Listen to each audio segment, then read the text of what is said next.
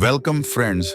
आज आप सुनने जा रहे हैं एक ऐसी कहानी जो शुरू होती है एक सिंपल ट्रैकिंग ट्रिप से, पर खत्म होती है एक ऐसे राज पर जो सालों तक जंगल की गहराइयों में छुपा था।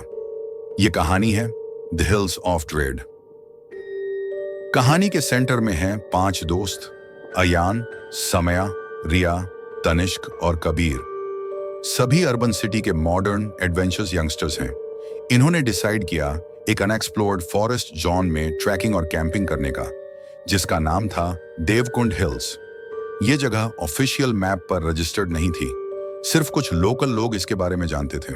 वहां का एक पुराना मिथ था, लेकिन इन लोगों ने सिर्फ एक थ्रिलिंग ट्रिप समझकर प्लान बनाया। सुबह गाड़ी निकली, जोक्स, म्यूजिक और एक्साइटमेंट के साथ। रास्ते में कोई वार्निंग बोर्ड या स्कैरी नाम नहीं था, सिर्फ एक एबैंडन्ड फॉरेस्ट ट्रेल जो बाकी दुनिया से काफी डिस्कनेक्टेड था। जीपीएस ने काम करना बंद कर दिया, लेकिन सिग्नल से ज्यादा उनका कॉन्फिडेंस स्ट्रांग था। जंगल में घुसते ही उन्होंने फील किया कि हवा कुछ ज्यादा ही ठंडी और भारी है, लेकिन किसी ने सीरियस नहीं लिया। उन्होंने अपना टेंट एक छोटी सी नदी के पास लगाया, जहां से फॉरेस्ट का पैनोरामिक व्यू दिखता था। शाम होते होते फॉग और डार्कनेस फैलने लगी थी। कैंप फायर जलाया गया और सभी ने अपने अपने स्टोरीज सुनानी शुरू की। समया ने कहा, मुझे लगता है यहां पे कोई और भी है। तभी एक आवाज आई, जैसे कोई पत्थर पर पैर रख रहा हो। जब टॉर्च लगाई गई तो पेड़ के पीछे कुछ हिलता हुआ दिखा, पर कुछ कंफर्म नहीं हुआ।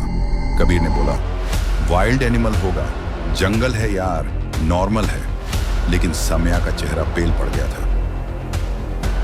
नेक्स्ट मॉर्निंग कबीर गायब था।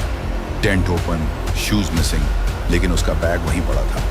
सर्च करते वक्त उन्हें एक वुडन टोकन मिला, जिसमें कुछ ट्राइबल पैटर्न कर्व था। तनिष्क बोला, ये तो म्यूजियम वाली चीज लगती है। फिर भी सब सीरियस हो गए।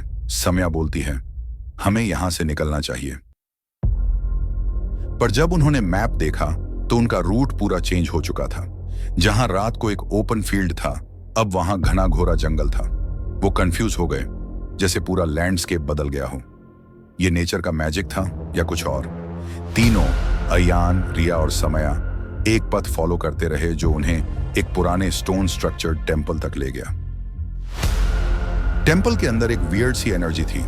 अंदर ट्राइबल ड्राइंग्स बनी थी और उनका एक कॉमन सिंबल, एक आंख जो सब देख रही हो। सडनली उन्होंने देखा कि एक शैडो उनके पीछे से गुजरी। अयान ने चेज किया, लेकिन वो छाया किसी इंसान की नहीं थी। वापस आकर देखा तो रिया भी गायब थी। बस उसका पेंडेंट फ्लोर पे पड़ा था, जिसमें रिया और समया की फोटो थी। समया का ब्रेकडाउन हो गया। अयान ने उसे संभाला और बोला, हम दोनों निकलते हैं, किसी भी हालत में। फॉरेस्ट में भागते भागते उन्हें एक छोटी लेक दिखी, जिसमें ब्लड के जैसे लाल पानी था।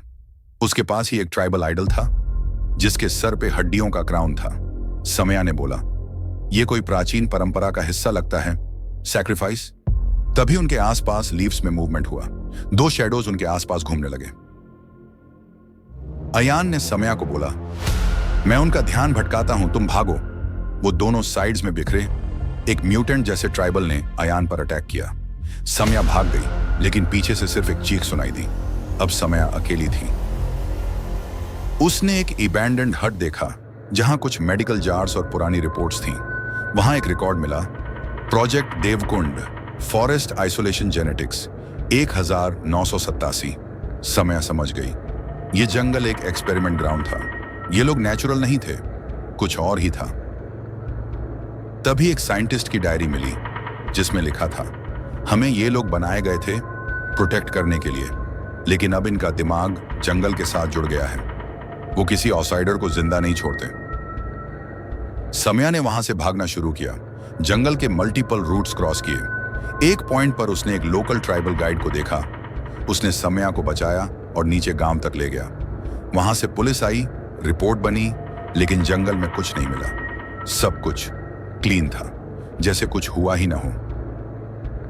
1 महीना बाद समया अपने घर में थी। तभी एक पार्सल आया, बिना सेंडर के।